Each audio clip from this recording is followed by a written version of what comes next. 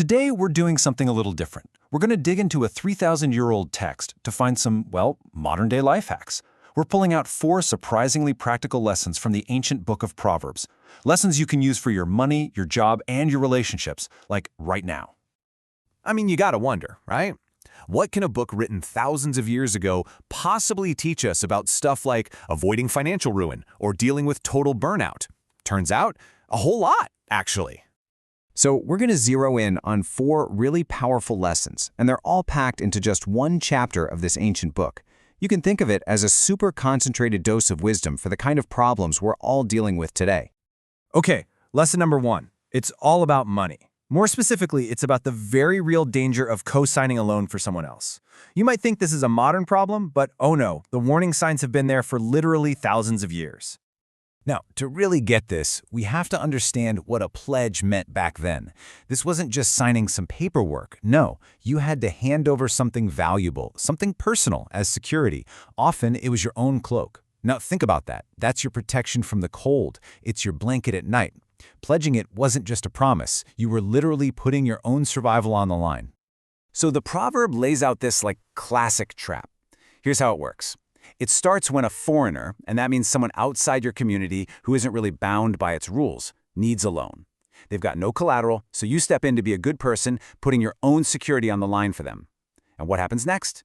Well, the borrower defaults, and since they have no real connection to you, they just disappear. And suddenly, you're the one left holding the bag for the entire debt. So here's the big takeaway. The proverb is not saying, hey, never help anyone. It's just being incredibly practical. It's a warning. If you decide to co-sign or put up your own stuff for someone's loan, you have to go in with your eyes wide open, totally prepared to lose whatever you put up, without it completely destroying your own life. All right, let's switch gears from our finances to our work ethic. Our second lesson actually comes from a pretty unlikely teacher, the humble ant. So this gets at a really fundamental tension in how we think about work. The ancient text suggests that work was actually designed to be a delight, something rewarding and good. But we all know how it can feel sometimes, right? It becomes etsevev, which is this Hebrew word that basically means pure toil and struggle. It's that feeling of just grinding it out day after day after day. And this is exactly why the ant is held up as this perfect example. I mean, think about it.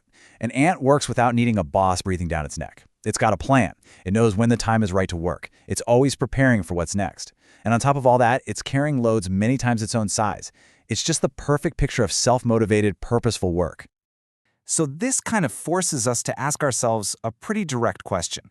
When it comes to our work, our responsibilities, are we more like that diligent ant, or are we more like the drone bee? The one who just kind of lets everyone else do all the heavy lifting?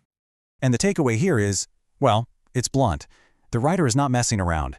If you choose to ignore the ant's example, the consequence is spelled out pretty clearly. Poverty is going to come find you. It's presented as just a simple law of cause and effect. Okay, on to our third lesson. This one is all about those people who try to get ahead not by working hard, but by cooking up dishonest schemes and just taking advantage of other people. I love this part because the proverb paints such a vivid picture of what a schemer looks like. It focuses on their body language, these little hidden signals, the squinting eyes, the shuffling feet, the pointing fingers. It's describing the secret language of someone who is plotting and planning in the shadows. You know who this reminds me of? There's a character named Upridge from the stories of P.G. Wodehouse, and he is the perfect example of this. Upridge is the ultimate schemer. He's always got some new get-rich-quick plan. He ropes all of his friends into it, and without fail, every single time, it ends in total disaster for absolutely everyone involved. So the ancient wisdom on this is crystal clear. Scheming, plotting against others, it doesn't lead to success. It doesn't get you wealth or happiness. It leads to trouble. It leads to calamity. It is a dead-end street every single time. And that brings us to our fourth and final lesson. Now, this one is less a single piece of advice and more of a moral compass, really. It's a 7-point guide to the kind of behaviors that absolutely wreck our character and our communities.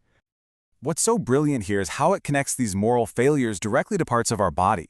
It talks about haughty eyes, which show pride, a lying tongue, hands that commit violence, a heart that dreams up wicked plans, feet that are always rushing toward trouble, a mouth that tells lies about others, and finally, the whole person, whose purpose becomes stirring up conflict between people.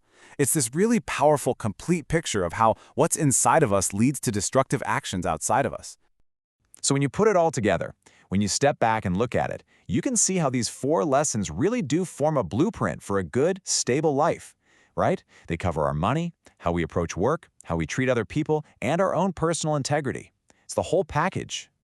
And that kind of leaves us with one last thing to think about. We've looked at warnings about debt, the value of hard work, the dead end of scheming, and a list of character flaws to avoid.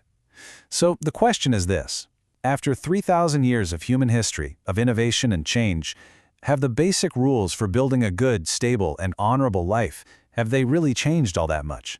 Something to think about. Thanks for watching.